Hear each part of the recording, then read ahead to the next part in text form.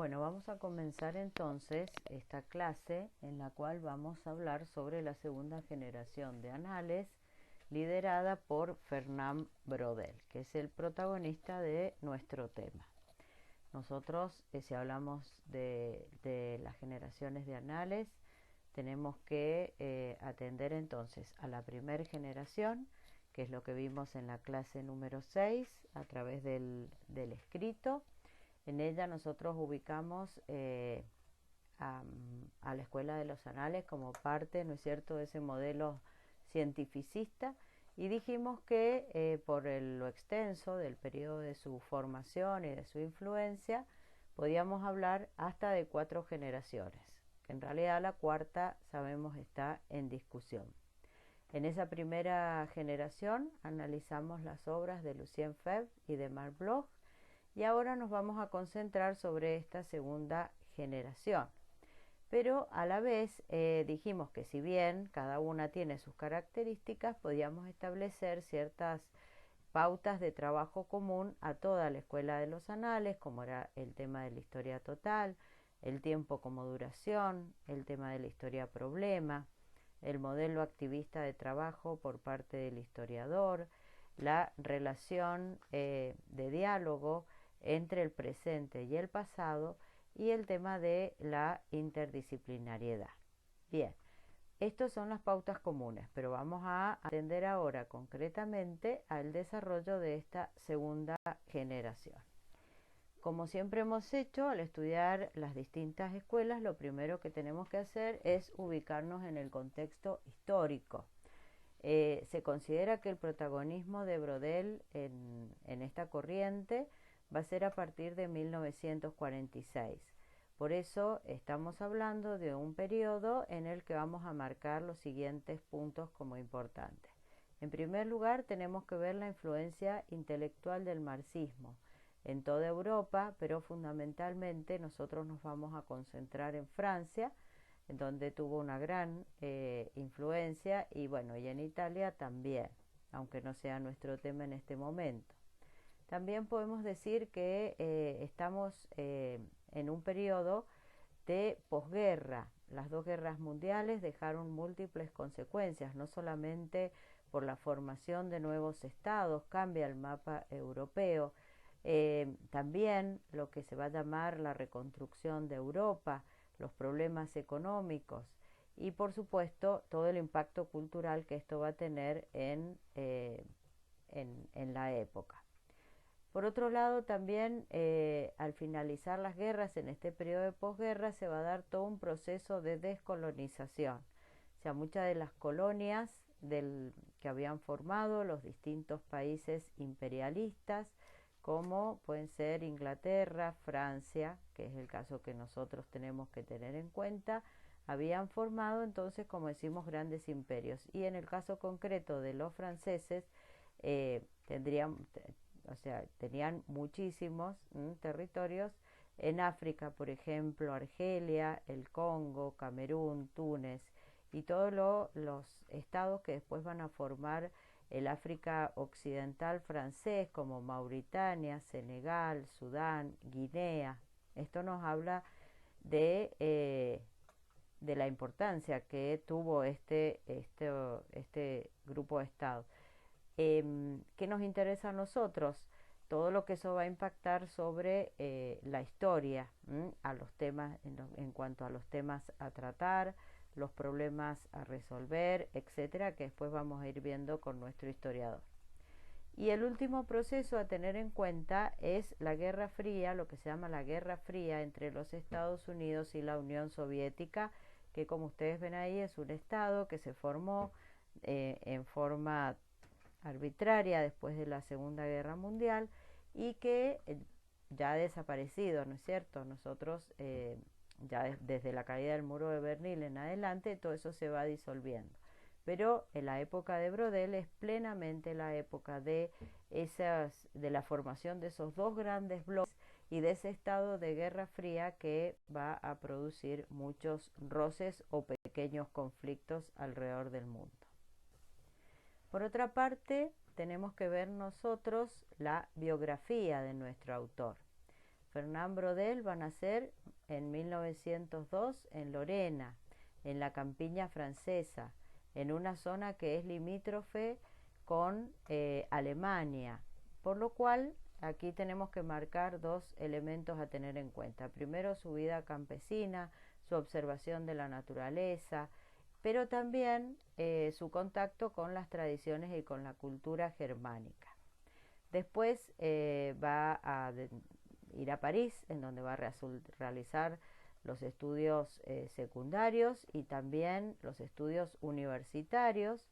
Él, en primer lugar, manifestó vocación a la medicina, pero su padre lo convenció que se dedicara a las humanidades. Su padre era maestro de escuela.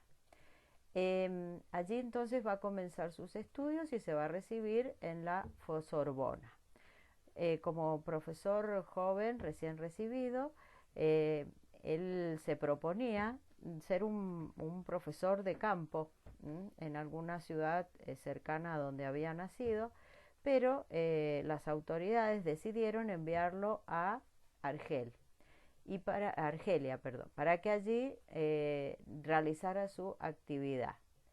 Este viaje a Argel es muy importante en su vida, porque allí es donde él va a descubrir el Mediterráneo. Él, en sus autobiografías y en los reportajes que le van a hacer al finalizar su vida, va a decir que verdaderamente su personalidad se fue formando en esta época y que se va a producir en él un cambio de visión de lo europeo y de la relación entre la historia y la geografía a través de este contacto con el Mediterráneo. Y además también va a tomar una serie de clases, por ejemplo un curso con Henri Pirenne sobre el fin del Imperio Otomano en el Mediterráneo, que le va a impulsar también a empezar a buscar tema para su propio doctorado. En un principio, siguiendo un poco la enseñanza tradicional, pensó en dedicarse a estudiar la figura de Felipe II en la segunda mitad del siglo XVI. Pero con el tiempo él va a cambiar este tema y va a pensar que el protagonista de su doctorado no tiene que ser Felipe II, sino que tiene que ser el mar Mediterráneo. Ya veremos por qué.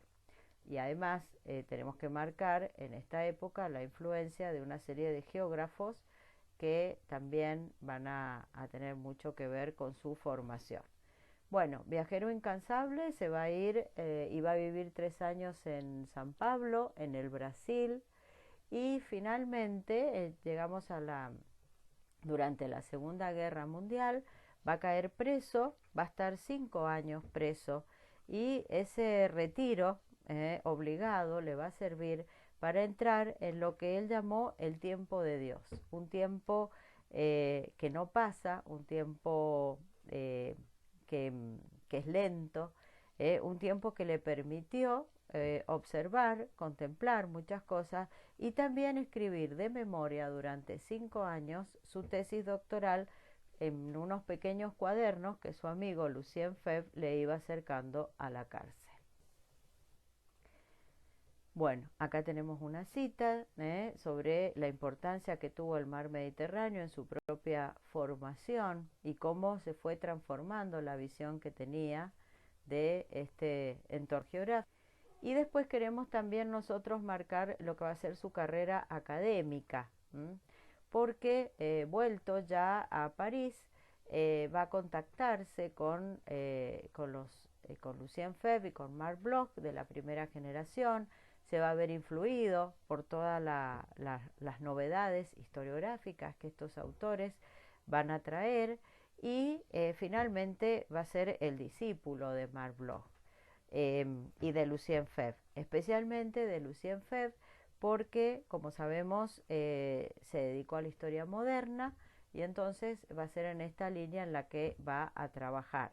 También va a tener un protagonismo académico importante a través de las instituciones educativas en las que participó, como esa sexta sección de altos estudios en ciencias sociales y también en la mesa de las ciencias del hombre que va a fundar y en las cuales va a mostrar verdaderamente su liderazgo intelectual.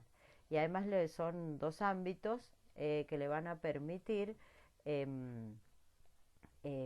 desarrollar toda su tarea de investigación y formar una serie de discípulos que van a ser justamente los protagonistas de la tercera generación de anales. Y a la muerte de Lucien Febvre va a heredar esa cátedra de historia moderna en la Sorbona. Ya jubilado, va a tener un periodo de un gran protagonismo también en los medios de comunicación. Hay muchas entrevistas realizadas, porque verdaderamente además es una época en que la historia está de moda. Eso lo podemos ver en las cantidades de publicaciones, en los programas de televisión. Muere finalmente en 1985, rodeado, ¿no es cierto?, de sus discípulos, de una gran admiración. Bueno, en otro video nosotros vamos a ver todo el análisis historiográfico de su obra y concretamente 3 obras fundamentales que consideramos fundamentales. Pero queremos terminar esta primera aproximación a la obra de Fernand Braudel remarcando estos 4 aportes que creemos son fundamentales, como es la idea del tiempo como duración. Fíjense, piensen en la palabra duración, en lo que dura, en lo que permanece. Después esa relación con la geografía que hemos ido marcando nosotros varias veces y también el tema del trabajo interdisciplinario, especialmente con la geografía, con la sociología, con la antropología. Por último, queremos marcar la gran influencia que tuvo hasta nuestros días. Muchos de los modos de trabajar de los historiadores, de los métodos, por ejemplo, el tema del tiempo largo, el tema de la ampliación del tipo de documentación a utilizar, etcétera, justamente son influencias de Fernand Braudel.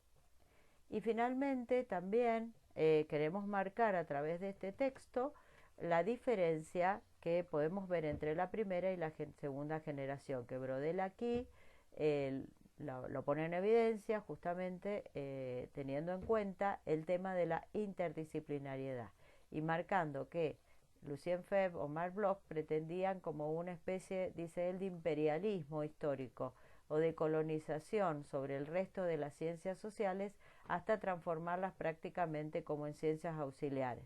En cambio, él cree que el diálogo tiene que ser más a un mismo nivel.